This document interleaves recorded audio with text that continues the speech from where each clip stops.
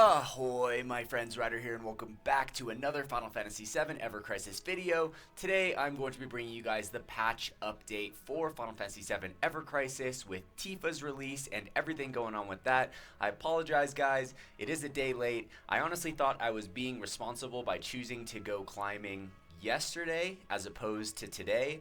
Lo and behold, I get home and the banner had literally been released a day early.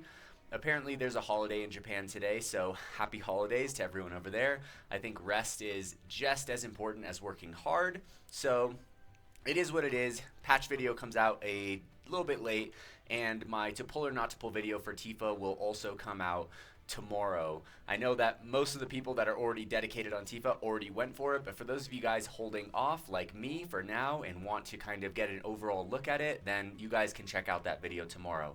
Now, before I go into the video for the day, I do have two recruitment announcements. So the first is for CB Gilgamesh. They are looking for one player for the coming Guild War and all Guild Wars to come. So they have been ranked in the top 30s and 40s in the previous wars. They're led by a great leader.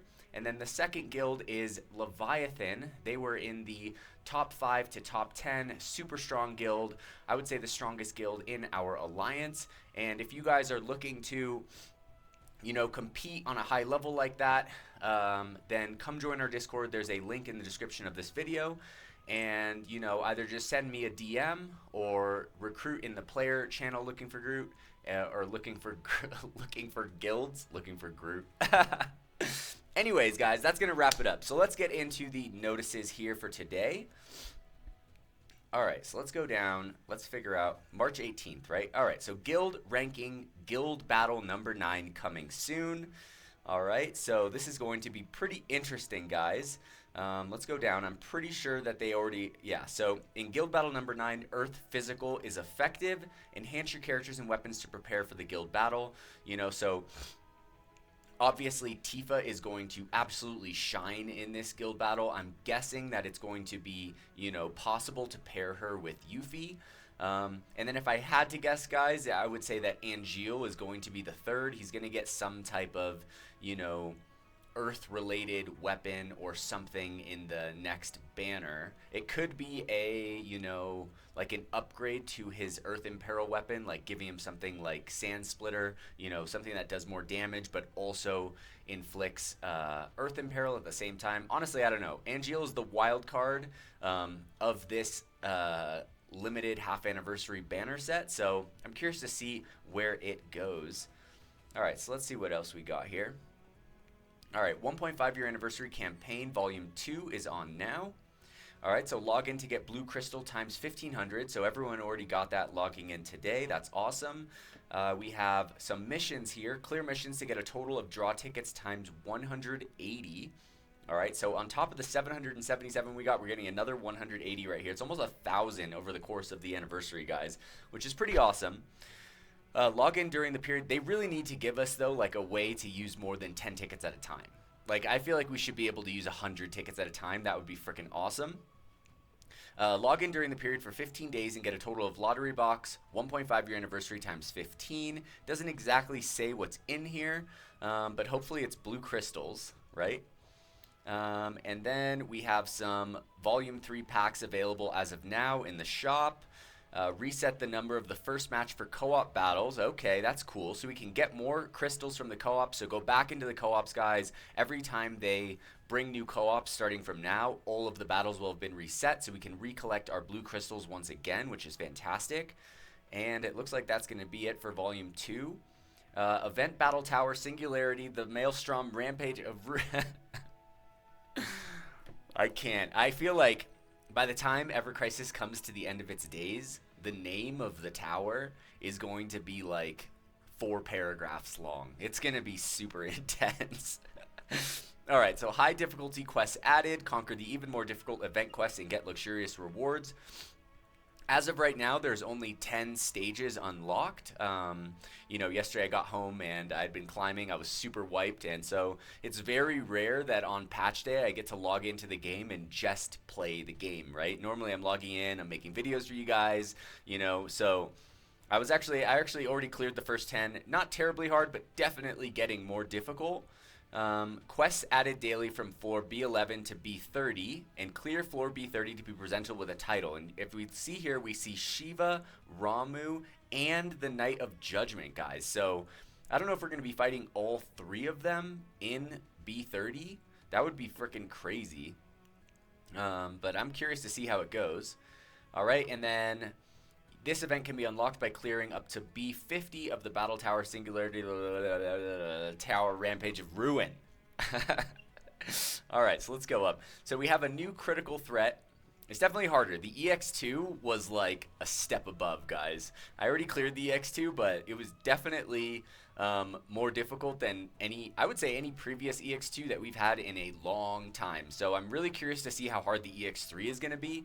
Obviously, for anyone who pulled Vincent, you guys are going to dominate in this event because, you know, Darkstar, his hound, is weak to ice, and Rufus is resistant to lightning but not weak to ice. So you can essentially like bring in a team that makes Rufus weak to ice as well. And I think that, you know, the Rufus or the Sid Vincent Aerith team maybe is going to be super strong here. Alright, but we don't have an EX3 drop yet as of now. The critical threat will go this week, and then the crash event will go the week of the Guild War. Now, probably the thing that most of the players in the game are most hyped about, Tifa's Limit Break draw is on now. You guys probably saw the video I put up showing the reveal of this. It looks very, very strong. You know, here we go.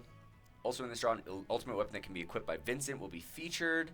Alright, so here it is. Gauntlets of the Worthy, a command ability, 4 ATB cost Geo combo, inflicts up to 1,120% physical earth damage upon a single enemy and increases caster's ATB by up to 3 on the first use. Plus increases earth damage of all allies when caster's HP is 50% or more. You know, guys, it's like I said, power creep is officially here for elemental weapons. And like I said before, you know, like elemental potency is going to be added to the actual DPS weapon itself, as we can see here.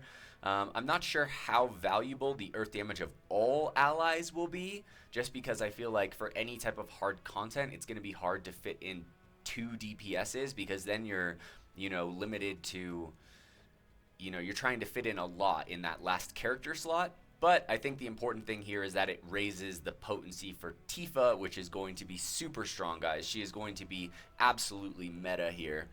And then we have the new gear, Armor of the Worthy. It boosts attack to all allies, so similar to the Bahamut gear that came out in the first anniversary. And then we have Claw of the Worthy, basically the Earth equivalent of Vincent's right here. Boosts Earth ability damage, also boosts physical ability damage when attack stance command gauges at max, guys. So super, super, super, super strong. Really, really good overall. Then we have Death Penalty right here. Honestly, I feel a little bit let down by Death Penalty. I feel like it's not nearly as good as some of the other ultimate weapons that we've gotten. But, you know, if you get it, you're going to get the extra stats, and it's always cool to have. Alright, so let's go back here. There is a new step up for Tifa. It's going to be the same as all the other ones. I'll take the first free slot and then pass from there.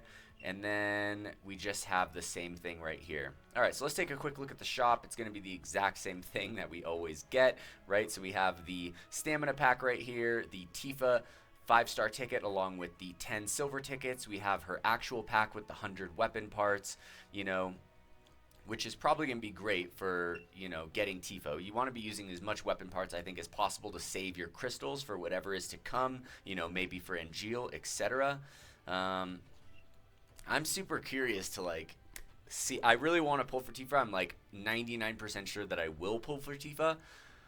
But I really, really want to see what Angeal is going to be before that happens. So this whole week I'm seeing people put up, I'll be seeing people put up and have been all these new Tifa builds. I know they're going to be so strong. People are going to be crushing it in the Odin escalation fight. And I'm super psyched, but I think that, you know, I might pull to the first stamp card. But I think that I should wait for Angeal just to see. Because I feel like for Tifa, I'm going to want to go for OB10. Actually, let's take a look at the weapon and see how good it is at OB6. All right, so let's go over here. Let's take a look at this costume just really quick. Honestly, guys, really cool costume. I think it looks really good. It's got a super cool vibe to it. So yeah, I mean, guys, it's one of my favorite Tifa costumes so far. I love the armor on the greaves right here, and they match the arm. Kind of looks like in Monster Hunter where you have the slinger right there. I don't know if any of you guys are playing, but it's a great game. All right, let's go over and check out the actual weapon. All right, or actually we'll take a look at this. This is just the 10 points that you get. Yeah, it's exactly the same as Bahamut gear. It's going to be earth ability damage 30% and physical ability 20%. So it is locked into physical here. I mean, you could potentially use it for a magic setup, but it does look like they are, reverting back into individual costumes for physical magic, which makes sense. They want to encourage people to pull on as many banners as possible. Now let's take a quick look at the gloves. Gauntlets of the Worthy, physical attack 403 at OB1, 720%, so super good. Almost as strong as my Yuffie weapon. I think it might be actually stronger than my Yuffie weapon. Let's go take a look here for a second. All right, so let's go. We'll go to filter, character set, Yuffie. All right, where is my weapon? Hawkeye.